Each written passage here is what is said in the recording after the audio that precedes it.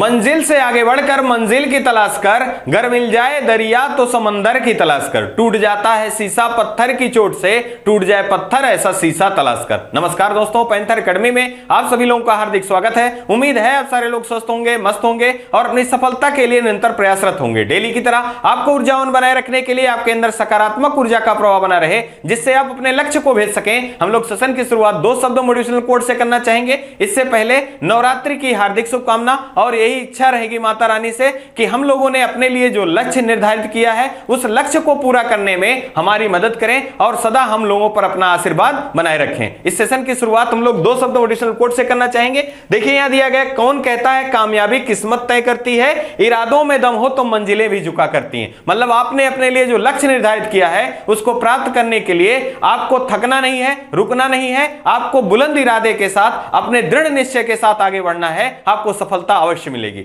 और इस सेशन में आपसे सिर्फ इतना गुजारिश रहेगा कि सेशन में शुरुआत से लेकर अंत तक बने रहिए। यह सेशन आपके लिए काफी फायदेमंद होने वाला है। आइए हम लोग सेशन की शुरुआत करें और देखें अत्यंत महत्वपूर्ण प्रश्न। पहला प्रश्न आपका अत्यंत महत्वपूर्ण है और इस प्रश्न के आधार पर देखें कि हाल ही में चर्चा में रहा भारत का कौन सा राज्य डुगोंग कंजर्वेशन रिजर्व को अधिसूचित करने वाला पहला राज्य बना। यहां देखिए, पहला तमिलनाडु, दूसरा केरल, तीसरा आंध्र प्रदेश, चौथा कर्नाटक। यहां जो हमारा सही विकल्प होगा, विकल्प नंबर यह सही होगा, तमिलनाडु। अब तमिलनाडु जो है ये भारत का पहला डुगोंग कंजर्वेशन रिजर्व अधिसूचित करने वाला पहला राज्य है। तमिलनाडु की राजधानी क्या है? तो चेन्नई जो है ये तमिलनाडु की राजधानी है। और अगर हम बात करें यहाँ के मुख्यमंत्री की तो एम के स्टालिन जी जो हैं यहाँ के मुख्यमंत्री हैं और आर एन रवि जी यहाँ के राज्यपाल हैं। साथ ही साथ तमिलनाडु से हाल फिलहाल के दिनों में जो चर्चा में रहे हैं बिंदु, जो कि हमारी परीक्षाओं के लिए महत्वपूर्ण है, अगर उनके बारे में देखें तो तमिलनाडु राज्य के द्वारा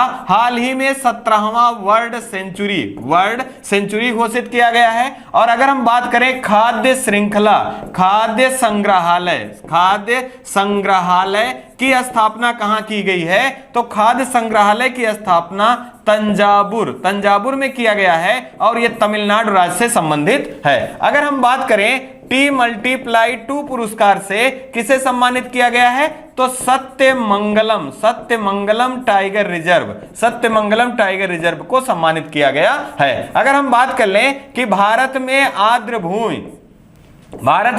आर्द्र भूमियों की संख्या किस राज्य में सर्वाधिक है? तो तमिलनाडु राज्य में सर्वाधिक है। कितनी है? 14 है। और दूसरे स्थान पे कौन सा है? उत्तर प्रदेश है। कितना है? 10 है। और टोटल भारत में आर्द्र भूमियों की संख्या कितनी है? 75। ये महत्वपूर्ण प्रश्न है, आपको जरूर याद रखना है। आइए इसी क्रम में एक पिक्चर के माध्यम से देखें। देखिए यहाँ डुगोंग को एक पिक्चर के माध्यम से दिखाया गया है। इसे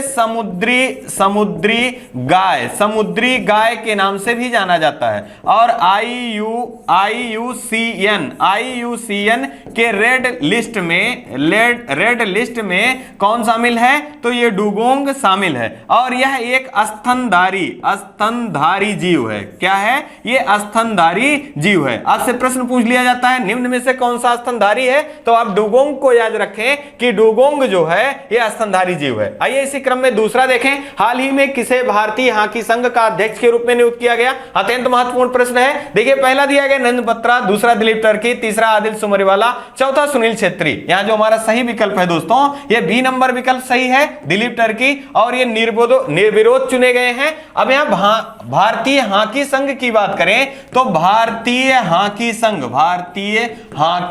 हॉकी संघ तो इसकी स्थापना 2009 ईस्वी में किया गया था। और इसका मुख्यालय कहां है? इसका मुख्यालय दिल्ली में स्थित है। साथ ही साथ अगर हम बात करें, दिलीप टर्की को निर्विरोध चुना गया है और ये पूर्व में हॉकी टीम के कप्तान भी रहे हैं। साथ ही साथ अगर हम बात करें अंतरराष्ट्रीय हॉकी फेडरेशन के बारे में, तो इसकी स्थापना कब की गई थी? 1924 ईस्वी में। इसका मुख्यालय कहां है? लुसाने में है। साथ ही साथ आपको याद रखना है कि 2023 में हॉकी विश्व कप हॉकी विश्व कप का आयोजन कहां किया जाएगा? तो ये भारत के उड़ीसा में किया जाएगा। आपको जरूर याद रखना है। अगर हम बात कर ले यहां नरेंद्र बत्रा जी के बारे में, तो अंतरराष्ट्रीय हॉकी फेडरेशन के प्रमुख के रूप में थे और इन्होंने निजी कारणों के कारण इस्तीफा दे दिया। साथ ही साथ अगर आदिल सुमरीवाला के बारे में बात करें तो भारतीय ओलंपिक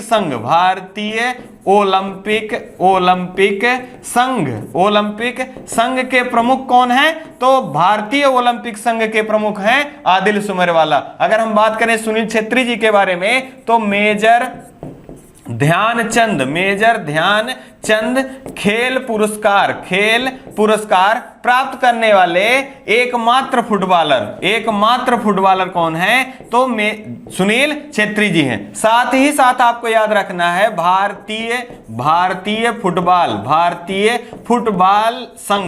फुटबॉल संघ इनके भी अध्यक्ष चुने गए हैं। तो कौन चुने गए हैं? तो आपको याद रखना है कल्याण चौबे चुने गए हैं। आपको ध्यान रखना है कि भारतीय फुटबॉल संघ के द्वारा फुटबॉलर ऑफ द ईयर के रूप में किसे चुना गया है पुरुष वर्ग में? तो ये सुनील छेत्री हैं। जबकि महिला वर्ग में मनीषा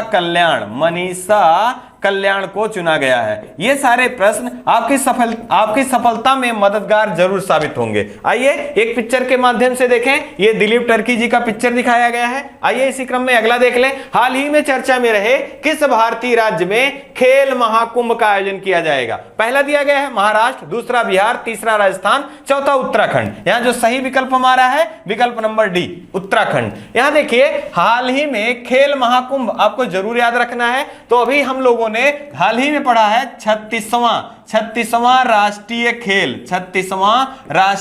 खेल। इसका आयोजन कहां किया गया था? तो इसका आयोजन गुजरात में किया गया था। अब आपको याद रखना है 37वां भी प्रस्तावित है। 37वां कहां होगा? तो 37वां गोवा में होगा। कहां होगा? गोवा में होगा। लेकिन अगर खेल महाकुंभ पूछा जा रहा है तो यह उत्तराखंड राज्य में होगा। अब यहां से उत्तराखंड में यह अक्टूबर माह से लेकर अक्टूबर 2022 से लेकर जनवरी 2023 तक आयोजित किया जाएगा। साथ ही साथ इसमें पारंपरिक खेलों को भी शामिल किए जाने की घोषणा की गई है। अब उत्तराखंड के मुख्यमंत्री कौन है? तो पुष्कर सिंह धामी जी हैं। आपको यहीं से याद रखना है कि उत्तराखंड का गठन सन 2000 में किया गया था। उत्तराखंड, छत्तीसगढ़ और झारखंड 3 राज्यों का गठन सन 2000 ईस्वी में किया गया था। साथ ही साथ उत्तराखंड विधानसभा की पहली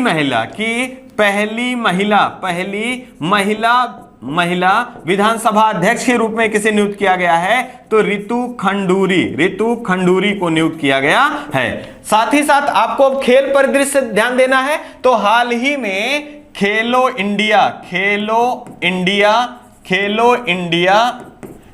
इंडिया यूथ गेम का भी आयोजन हुआ था। तो आपको याद रखना है इसका शुभंकर क्या था? इसका शुभंकर धाकड़ था। और कहां किया गया था? पंचकुला हरियाणा में। अगर बात करें खेलो इंडिया यूनिवर्सिटी गेम का आयोजन कहां किया गया था? तो यह कर्नाटक में किया गया था और इसका शुभंकर क्या था? वीरा था। अगर हम बात कर लें हाल ही में ग्रामीण ओलंपिक का आयोजन किया गया। यह कहां आयोजित किया गया? तो यह राजस्थान। कहां आयोजित किया गया था? राजस्थान में। T20 एशिया कप का आयोजन अगर हम बात करें, इसका आयोजन कहां किया गया था? तो इसका आयोजन यूएई में किया गया था। और विजेता कौन रहा? आपको कमेंट बॉक्स में जरूर बताना है। ये सारे खेल परिदृश्य से महत्वपूर्ण प्रश्न हैं, आपको जरूर याद रखने हैं। आइए एक मैप के माध्यम से देखें। उत्तराखंड की राजधानी क्या है? तो उत्तराखंड की राजधानी जो है यह देहरादून है। उत्तराखंड किन 2 अंतरराष्ट्रीय सीमाओं से लगा हुआ है? तो देखिए यहां पहला नेपाल है, आपका नेपाल से लगा हुआ है, दूसरा चीन से इसकी सीमा लगी हुई है। साथ ही साथ उत्तर प्रदेश का एक जिला है सोनभद्र, उत्तर प्रदेश का एक जिला है सोनभद्र, सोनभद्र यह 4 राज्यों से सीमा साझा करता है, उत्तराखंड, छत्तीसगढ़, बिहार और मध्य प्रदेश। आइए इसी क्रम में अगला देख लें, हाल ही में किसे एशिया पाम ऑयल अलायंस का पहला अध्यक्ष नियुक्त किया गया? तो देखिए पहला दिया गया राजेश वर्मा, दूसरा अतुल चतुर्वेदी, तीसरा कल्याण चौबे, चौथा रमेश पंवार। यहां जो सही हमारा विकल्प होगा, विकल्प नंबर भी सही होगा, अतुल चतुर्वेदी को एशिया पाम ऑयल अलायंस का पहला अध्यक्ष नियुक्त किया गया। अब बात हो रही है मित्रों पहला का, तो एशिया पाम ऑयल अलायंस का गठन कब किया गया था? तो 2022 में किया गया। और इसमें कितने देश शामिल हैं? ये 5 देश शामिल हैं। और इसमें देश कौन कौन से हैं आपको जरूर याद रखना है। पहला भारत, दूसरा नेपाल, नेपाल, तीसरा श्रीलंका, श्रीलंका, चौथा आपका बांग्लादेश, बांग्लादेश, और पांचवा जो है ये पाकिस्तान। ये 5 देशों का एक समूह है जिसे एशिया पाम अलायंस के नाम से जाना जाता है और ये पाम ऑयल के निर्यात के लिए जाने जाते हैं। अब यहां से एक प्रश्न आपको जरूर याद रखना है कि अतुल चतुर्वेदी जो हैं एशिया पाम ऑयल अलायंस के पहले अध्यक्ष के रूप में चुने गए हैं। तो आपको याद रखना है कि विश्व में पाम ऑयल, विश्व में पाम ऑयल के लिए कौन सा देश प्रसिद्ध है? तो नाइजीरिया, नाइजीरिया जो है ये विश्व में सर्वाधिक पाम ऑयल का निर्यात करता है। और नाइजीरिया की राजधानी क्या है? अबूजा जो है इसकी राजधानी है। साथ ही साथ एक प्रश्न पूछा जाता है, तेल नदी, तेल नदी के नाम से किस नदी को जाना जाता है? तो नाइजर नदी को तेल नदी के नाम से जाना जाता है। यह महत्वपूर्ण प्रश्न है, आपको जरूर याद रखना है। अगर हम बात कर लें राजेश वर्मा जी के बारे में, तो राष्ट्रपति महोदया के प्रमुख सचिव के रूप में किसे नियुक्त किया गया है? तो राष्ट्रपति महोदया के प्रमुख सचिव के रूप में राजेश वर्मा जी को नियुक्त किया गया। और कल्याण चौबे जी के बारे में बात करें तो भारतीय फुटबॉल संघ के अध्यक्ष के रूप में किसे नियुक्त किया गया है? तो कल्याण चौबे को। अगर हम बात करें रमेश पंवार जी के बारे में, तो महिला क्रिकेट कोच, महिला टीम जो क्रिकेट की महिला टीम है उसके कोच कौन है? तो रमेश पंवार हैं। और अगर पुरुष के बारे में बात करें, पुरुष क्रिकेट टीम के कोच कौन है? तो राहुल द्रविड़ हैं। आपको जरूर याद रखना है। आइए इसी क्रम में अगला देख लें। यहां देखिए दिया गया है, Atul Chaturvedi has been elected chairman of the APOA, Asia palm oil alliance.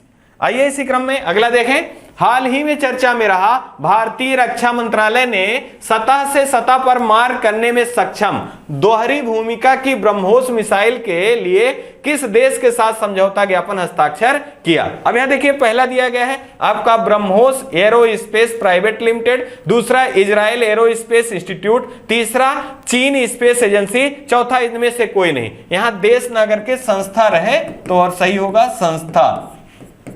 किस संस्था के साथ समझौता किया? तो यहां पर आपको जो सही विकल्प हमारा है, विकल्प नंबर ए सही होगा, ब्रह्मोस एरोस्पेस प्राइवेट लिमिटेड के साथ भारत के रक्षा मंत्रालय ने समझौता ज्ञापन हस्ताक्षर किया। अब ब्रह्मोस हाल फिलहाल के दिनों में काफी चर्चा में रहा है। ब्रह्मोस, तो आपको ध्यान रखना है कि भारत ब्रह्मोस का निर्माण किन किन देशों की सहायता से कर रहा है?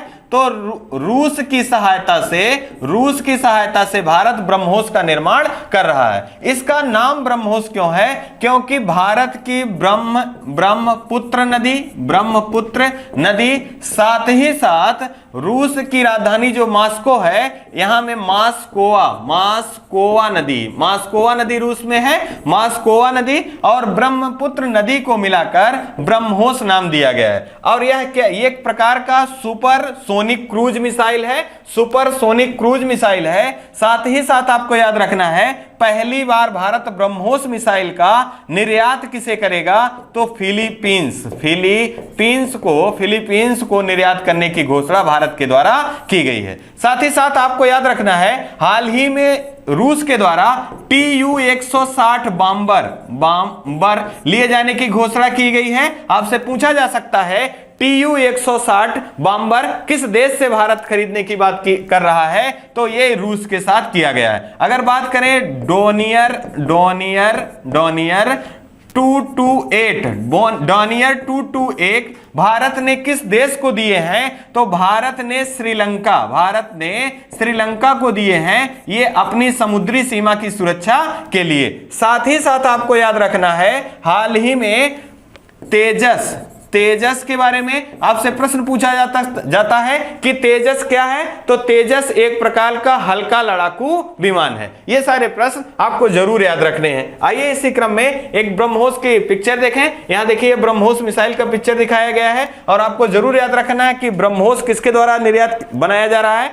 तो भारत और रूस की सहायता से बनाया जा रहा है और दो नदियों के नाम के कारण इसका नाम ब्रह्मोस पड़ा है और पहली बार फिलीपींस को दिए जाने की घोषणा की गई है। आइए इसी क्रम में अगला देख लें। हाल ही में किस राज्य के द्वारा मुख्यमंत्री के नए सचिवालय का नाम डॉक्टर BR अंबेडकर के नाम पर रखने की घोषणा किया गया? मतलब यहां प्रश्न पूछा जा रहा है किस राज्य के मुख्यमंत्री के द्वारा सचिवालय का नाम डॉक्टर BR अंबेडकर के नाम पर रखने की घोषणा की गई। पहला दिया गया है बिहार, दूसरा महाराष्ट्र, तीसरा तेलंगाना, चौथा तमिलनाडु। यहां जो सही विकल्प है ये तेलंगाना राज्य के मुख्यमंत्री जो हैं C चंद्रशेखर राव जी के द्वारा घोषणा की गई है और वहां के सचिवालय का नाम डॉक्टर BR अंबेडकर जी के नाम पर रखा जाएगा। अगर हम बात करें तेलंगाना की, तो तेलंगाना का गठन 2 जून 2014 को भारत के 29वें राज्य के रूप में हुआ था। साथ ही साथ अगर हम बात करें हाल फिलहाल के दिनों में, तो आपको याद रखना है कि बथुकम्मा त्योहार या बथुकम्मा फेस्टिवल किस राज्य से संबंधित है? तो बथुकम्मा त्योहार या फेस्टिवल तेलंगाना राज्य से संबंधित है। अब यहां BR अंबेडकर जी से संबंधित यह प्रश्न पूछा जा रहा है, तो आपको जरूर याद रखना है प्रारूप समिति के अध्यक्ष कौन थे? तो BR अंबेडकर जी थे। कौन थे? BR अंबेडकर जी थे। सदस्यों की संख्या इसमें कितनी होती है? तो 6+1 मतलब 6 सदस्य थे और एक अध्यक्ष के रूप में थे। अगर आपसे पूछा जाए कि तीनों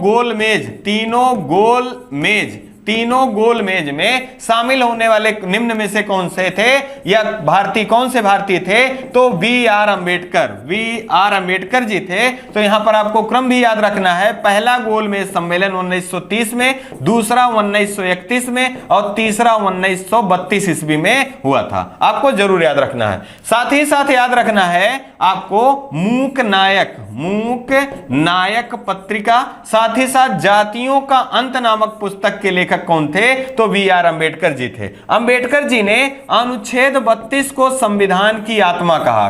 किस अनुच्छेद को?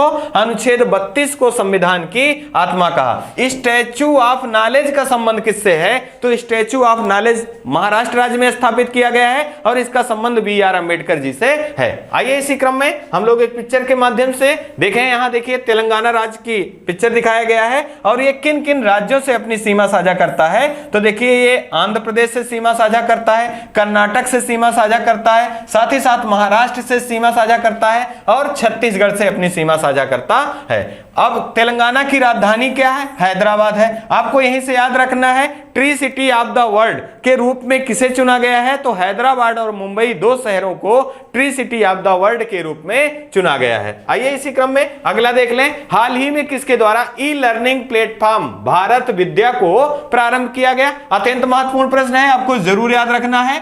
देखिए पहला दिया गया द्रौपदी मुर्मू, दूसरा राजनाथ सिंह, तीसरा निर्मला सीतारमण, चौथा धर्मेंद्र प्रधान। यहां जो सही विकल्प है विकल्प नंबर C सही होगा। निर्मला सीतारमण जी द्वारा भारत विद्या कार्यक्रम प्रारंभ किया गया। ये ई लर्निंग प्लेटफॉर्म है, आपको जरूर याद रखना है। अब निर्मला सीतारमण जी से बारे में बात करें अगर कि भारत की पहली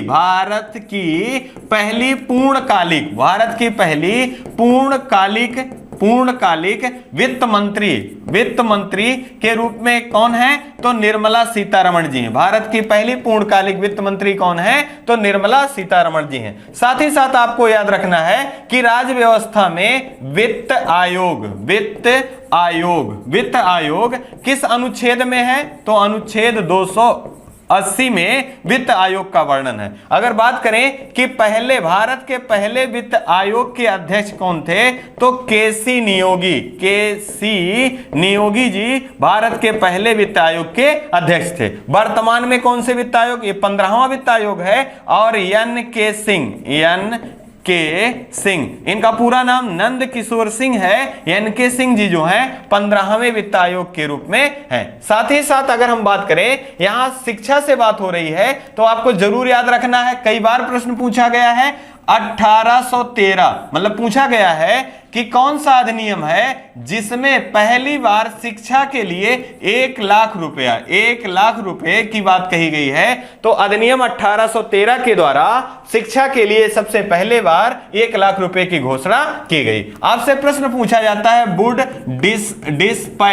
वुड डिस्पैच के बारे में, तो ये कब आया था, तो 1854 ईस्वी में आया था, डलहौजी के शासनकाल में। इसका संबंध किससे है, शिक्षा में सुधार से संबंधित है। सैडलर आयोग कई बार पूछा गया है, सैडलर आयोग का संबंध किससे है, तो सैडलर आयोग का भी संबंध किससे है, शिक्षा से है। साथ ही साथ आपको याद रखना है, शिक्षा पहले राज्य सूची का विषय था, शिक्षा पहले राज्य सूची का विषय था, और 42वां संविधान संशोधन 1976 के आधार पर इसे समवर्ती सूची में शामिल किया गया। अगर हम बात करें शिक्षा का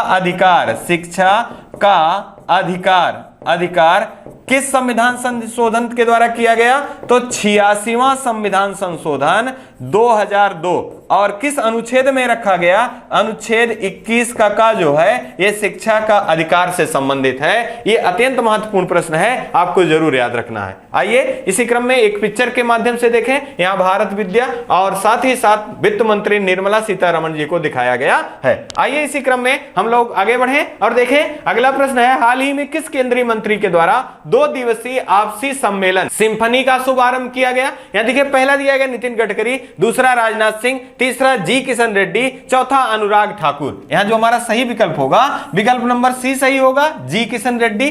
अब यहां इस शब्द को जरूर आपको याद रखना है, सिम्फनी। आपको याद रखना है सिम्फनी का संबंध किससे है, तो पूर्वोत्तर राज्यों का पर्यटन पूर्वोत्तर राज्यों का पर्यटन के क्षेत्र में बढ़ावा देना इसका मुख्य उद्देश्य है। अब यहां से और एक प्रश्न याद रखिए कि पूर्वोत्तर राज्यों के विकास के लिए केंद्र सरकार के द्वारा कौन सी योजना चलाई गई है, तो डिवाइन योजना अत्यंत महत्वपूर्ण है।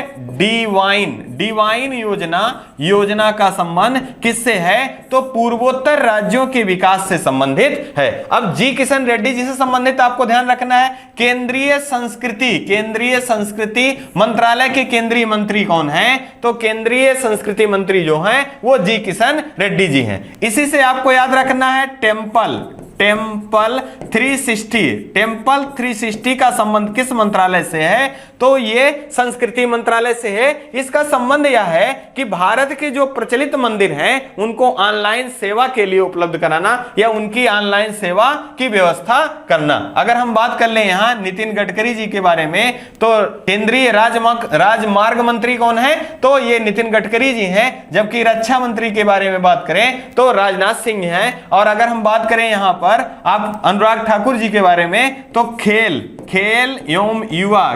एवं युवा मंत्रालय किसके पास है, तो ये अनुराग ठाकुर जी के पास है। आपको याद रखना है तेजस योजना किसने प्रारंभ किया है, तो अनुराग ठाकुर जी ने प्रारंभ किया है। और इसका संबंध किससे है, अमीरात स्टेट में युवाओं के स्किल डेवलपमेंट से इसका संबंध है। आइए इसी क्रम में हम लोग आगे बढ़ें और देखें, यहां पूर्वोत्तर राज्यों का एक मैप दिखाया गया है। देखिए, कई बार यहां से प्रश्न पूछा जाता है पूर्वोत्तर राज्यों के बारे में कि कौन कौन से राज्य शामिल हैं। तो पहला अरुणाचल प्रदेश है, दूसरा नागालैंड है, तीसरा आपका मणिपुर है, और चौथा मिजोरम है, पांचवा त्रिपुरा है, छठवां मेघालय है, और सातवां जो आपका है ये असम है। अब यहाँ राजधानियां भी पूछी जाती हैं, तो अरुणाचल प्रदेश की राजधानी ईटानगर है। अगर हम बात करें नागालैंड की कोहिमा है, और मणिपुर की बात करें तो इम्फाल है, और अगर मिजोरम की बात करें तो आइजोल है, अगर त्रिपुरा की बात करें तो अगरतला है, और मेघालय की बात बात करें तो शिलांग है, और असम की बात करें तो ये दिसपुर है। अब असम एकमात्र ऐसा राज्य है पूर्वोत्तर राज्यों में जो ये सेवन सिस्टर के नाम से जाने जाते हैं। इन सारे राज्यों से अपनी सीमा साझा करने वाला एकमात्र राज्य कौन सा है, तो ये असम है। आइए हम लोग अगले प्रश्न को देखें। हाल ही में स्वास्थ्य मंत्री मनसुख मंडाविया ने आयुष्मान भारत प्रधानमंत्री जन आरोग्य योजना के कितने वर्ष पूरे होने पर आरोग्य 2022 का आयोजन किया? देखिए, पहला दिया गया 5 वर्ष, दूसरा 4 वर्ष, तीसरा 10 वर्ष और चौथा 2 वर्ष। यहां जो हमारा सही विकल्प होगा, विकल्प नंबर बी सही होगा। अब इस प्रश्न को जानने से पहले हम ये जाने कि आयुष्मान योजना कब प्रारंभ हुई थी? तो 23 सितंबर 2018 को रांची, झारखंड की राजधानी रांची से प्रारंभ हुआ था, और इसके 4 साल समाप्त होने पर यहां पर जो केंद्रीय स्वास्थ्य मंत्री हैं मनसुख मंडाविया जी के द्वारा आरोग्य 2022 का आयोजन किया गया। यहां आपको ध्यान रखना है कि यह प्रति परिवार 5 लाख का कवरिंग जो देता है, ये आयुष्मान योजना जो 5 लाख का कवर है। साथ ही साथ आपको याद रखना है संयुक्त राष्ट्र के द्वारा हाल ही में भारत को हाइपरटेंशन के क्षेत्र में कंट्रोल करने के लिए संयुक्त राष्ट्र के द्वारा पुरस्कार सम्मानित किया गया है। आपको जरूर याद रखना है। अब कुछ महत्वपूर्ण योजनाएं हैं, अगर उनको हम देख लें तो हमारे प्रश्न गलत होने वाले नहीं है। तो आइए हम उन प्रश्नों को देखें। जैसे यहां से लगातार प्रश्न बनता है, जैसे प्रधानमंत्री जनधन योजना, ये 28 अगस्त 2014 को प्रारंभ हुआ।